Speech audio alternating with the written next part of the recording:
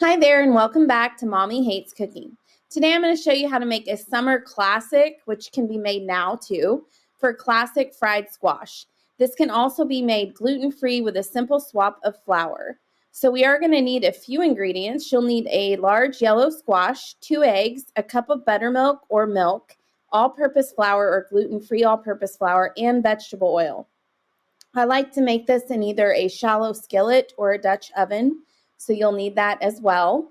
And we're going to start by washing and slicing the squash. So I am just slicing it about an 1/8 inch or so, and just right down the middle there into little small circular cylinders or small little circles. And just keep in mind you want it to be like bite size where it's easy to grab for like an appetizer or a side dish. So I'm getting that all sliced. And then while I do that, I'm going to go ahead and prepare a small bowl with the 2 eggs and the cup of milk. And then in a shallow pan or plate, I'm going to add the flour. I normally start with 1/2 cup of flour and then add more if I need it. So that's what you can see here. I've got my bowl ready and then I've got my flour, and I'm going to start by dipping the squash pieces in the egg mixture. And I'm just going to let that drip off a little bit, and then I'm going to fully coat those with the flour mixture. So we're going to dip an egg mixture and then coat with the flour mixture. So you can see that here.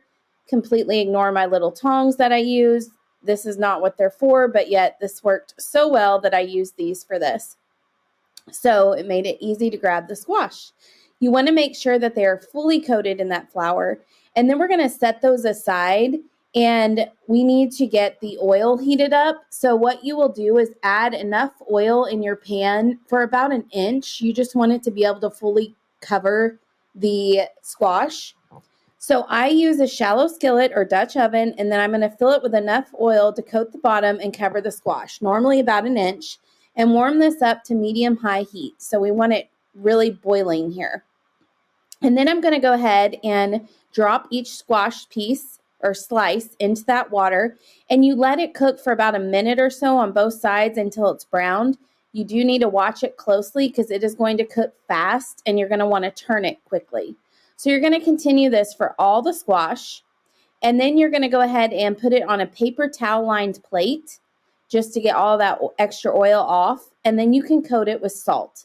So that's what I'm doing here, and you can see this is my coated squash. So on the right, I've used gluten-free flour, and the other picture is going to have regular flour, so you'll see the difference there as well.